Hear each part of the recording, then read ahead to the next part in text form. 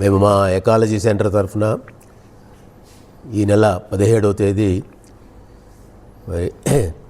World day to combat drought and desertification అనేటువంటి అంతర్జాతీయ దినాన్ని మేము జరుపుతున్నాము. దీన్ని కరువు ఎడారి నివారణ దినము అని చెప్పినని ప్రపంచవ్యాప్తంగా మరి ఐక్యరాజ్య సమితి ఇచ్చిన పిలుపు మేరకు అన్ని దేశాల్లోనూ ఈ కార్యక్రమాన్ని నడుపుతున్నారు. 1994వ సంవత్సరం నుంచి ఈ విధంగా మరి కరువులపైన ఎడారీకరణపైన దృష్టి పెట్టి మరి అటువంటి సమస్యలు ఏ ప్రాంతంలో అయితే ఎదుర్కొంటున్నారో ఆ ప్రాంతాల్లో దీనిపైన తగిన చర్యలు తీసుకునేదానికి ప్రభుత్వాలను ప్రజలను జాగృతం చేయాలనేటువంటి ఉద్దేశంతో ఐక్యరాజ్య సమితి ఈ జూన్ 17న ఈ కార్యక్రమాన్ని నిర్వహించాలని చెప్పని నిర్ణయించడం జరిగింది. మరి మా సంస్థ ఈ కార్యక్రమాన్ని దాదాపు 15 సంవత్సరాలుగా జరపడం అనేది జరుగుతుంది. ముఖ్యంగా ఎకాలజీ సెంటర్గా మేము కరువు పైన, ఎడారీకరణ పైన, తర్వాత వాతావరణ మార్పులు ఈ అంశాలపైన పనిచేస్తున్నాం కాబట్టి ఆ అంశంపైనే కేంద్రీకరించాలనేటువంటి ఉద్దేశంతో ఈ సంవత్సరం ఈ కార్యక్రమాన్ని ఒక ప్రత్యేకమైనటువంటి నినాదంతో మేము ఏర్పాటు చేయాలని చెప్పని భావించడం జరిగింది. మరి అనంతపురం జిల్లా కరువులకు, ఎడారీకరణకు, వాతావరణ మార్పులకు 3 రకాలుగా కూడా బాగా తీవ్రంగా గురి అవుతున్నటువంటి సందర్భం మనం గమనిస్తున్నాం. దీన్ని దృష్టిలో పెట్టుకొని ఆలోచన చేసినప్పుడు ఇప్పటి వరకు మరి కరువుకు కానివ్వండి, ఎడారీకరణకు కానివ్వండి, అదేవిధంగా వాతావరణ మార్పులను ఎదుర్కోవడానికి కానివ్వండి ఏమి పరిష్కార మార్గాలు ఉన్నాయి అని చెప్పి అన్నప్పుడు మరి వ్యవసాయం దృష్టి నుంచి చూసినప్పుడు, రైతుల దృష్టి నుంచి చూసినప్పుడు మనము ప్రకృతి వ్యవసాయమే ఒక ముఖ్యమైనటువంటి పరిష్కారము అని చెప్పినది ప్రపంచవ్యాప్తంగా అందరూ చెప్తున్నటువంటి ఒక నినాదం అన్నమాట.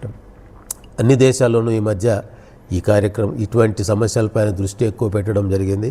అందరూ కూడా మనం చేస్తున్నటువంటి వ్యవసాయ విధానం ప్రకృతికి చాలా విఘాతం కలిగించేటువంటి పరిస్థితుల్లో ఉంది, చాలా నష్టం చేస్తున్నది. ప్రకృతికి నష్టం చేయడం అంటే మన ఎన్విరాన్మెంటు, ఎకాలజీ, బయోడైవర్సిటీ ఇవన్నీ కూడా బాగా దెబ్బతింటున్నాయి.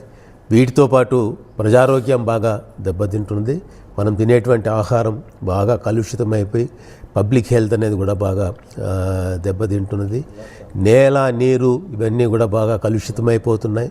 మరి నిజంగా మనం మళ్ళీ వాటిని బాగు చేయాలంటే కూడా బాగు చేయలేనంత కలుషితమైపోతున్నటువంటి పరిస్థితిని మనం గమనిస్తున్నాం. కాబట్టి వీటిని ఎదుర్కోవాలని చెప్పినంటే మరి ప్రకృతి వ్యవసాయ విధానమే ఏకైక పరిష్కారం అని చెప్పని చాలామంది పరిశోధనా సంస్థలు, చాలా శాస్త్రజ్ఞులు మరి చెప్తూ ఉన్నారన్నమాట. సో దానికోసం అని చెప్పినంటే మేము కూడా గత 20 సంవత్సరాలుగా 30 సంవత్సరాలుగా మేము వాటర్ షెడ్ కార్యక్రమాలు, తర్వాత ప్రకృతి వ్యవసాయ కార్యక్రమాలు, వాతావరణ మార్పులకు తట్టుకునేటువంటి వ్యవసాయ విధానాలు వీటన్నిటిపైన కూడా పని చేస్తూ వచ్చినాం. అయితే ఇప్పుడు గత 2-3 సంవత్సరాల నుంచి మేము కూడా చాలా ఫోకస్డ్గా మరి వాతావరణంలో మార్పులు ఏమొస్తున్నాయి, ఇప్పుడు మరి ఆ వాతావరణంలో వచ్చేటువంటి మార్పులను తట్టుకోవాలంటే మరి మనం ఏ విధంగా మన వ్యవసాయ పద్ధతులను మార్చుకోవాలనే దానిపైన పనిచేయడం అనేది జరుగుతుంది. దానికోసం అని చెప్పినే ప్రపంచవ్యాప్తంగా కూడా చెప్పేది ఏంటంటే మనం వ్యవసాయం చేసేటువంటి విధానాల్లో మార్పులు చేసుకోవాలా, ప్రకృతికి అనుకూలంగా ఉండేటువంటి వ్యవసాయ విధానాలు మనం పాటించాల్సినటువంటి అవసరం ఉంది. ఇప్పుడు మనం పాటిస్తున్నటువంటి వ్యవసాయ పద్ధతుల్లో చాలా మార్పులు తీసుకుని రావాల్సింది. ముఖ్యంగా రసాయనాల వినియోగంలో చాలా మార్పులు తీసుకుని రావాల్సినటువంటి అవసరం ఉంది. ఈ రసాయనాల వినియోగం వల్లనే ఈ ప్రకృతి విధ్వంసం అనేది జరుగుతూ ఉన్నదన్నమాట.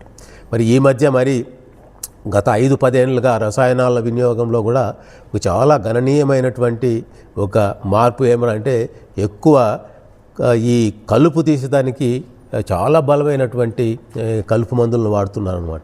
అంటే లేబర్ ప్రాబ్లం ఉంది అని చెప్పని కలుపు తీసేదానికి ఇంతకుముందు మనుషులను పెట్టుకునేవాళ్ళు, ఇప్పుడు మనుషులు దొరకడం లేదు అని చెప్పని ఆ మందులు కలుపుతున్నారు. ఆ మందులు కలిపితే ఆ మొక్కలను చంపుతాయి.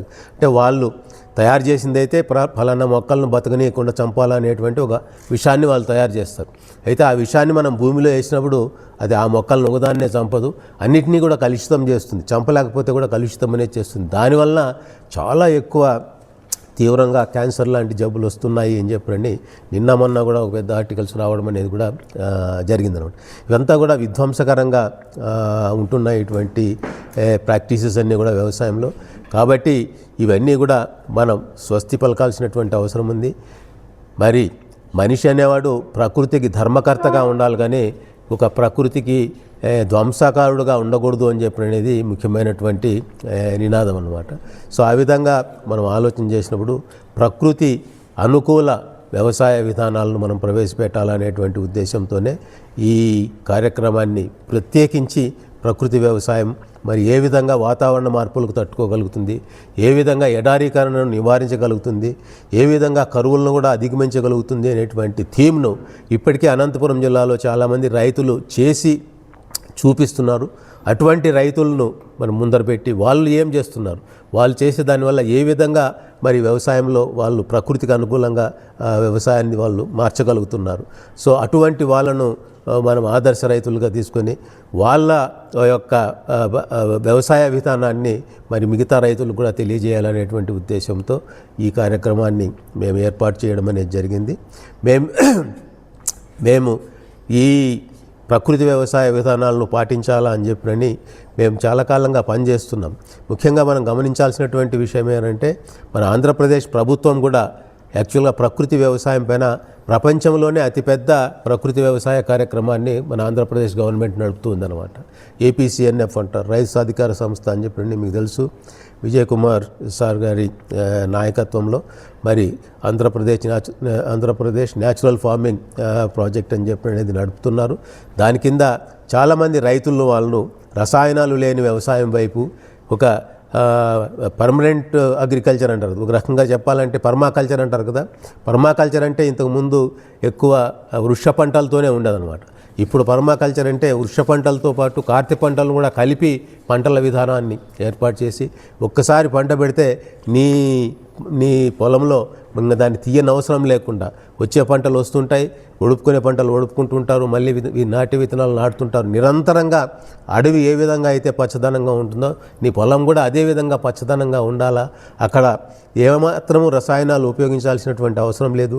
ఇటువంటి విధానాలను నమూనాలను మన ప్రభుత్వం కూడా తయారు చేసినటువంటి పరిస్థితి మనకు ఉంది. వేరే రాష్ట్రాల్లో కూడా దీన్ని అనుసరిస్తూ ఉన్నారు. మేము కూడా దాన్నే కొంతవరకు అనుసరిస్తూ ఉన్నాము. ఇంకా రైతులు కూడా చేస్తున్నారు. వాళ్ళు చేసేటువంటి పద్ధతులు, తర్వాత మన ప్రభుత్వం చేసేటువంటి పద్ధతులు, ఇవన్నీ కూడా మనం ప్రకృతి అనుకూలంగా మలుచుకునే దానికి అవకాశం కల్పిస్తున్నారు. కాబట్టి దీన్ని ఫోకస్ చేయాలనేటువంటి ఉద్దేశంతో మేము ఈ నెల 17వ తేదీ చేసేటువంటి కార్యక్రమాన్ని ఏర్పాటు చేయడం అనేది జరుగుతోంది. మీరందరూ కూడా మాతో సహకరించాలని చెప్పని నేను కోరుకుంటున్నాను.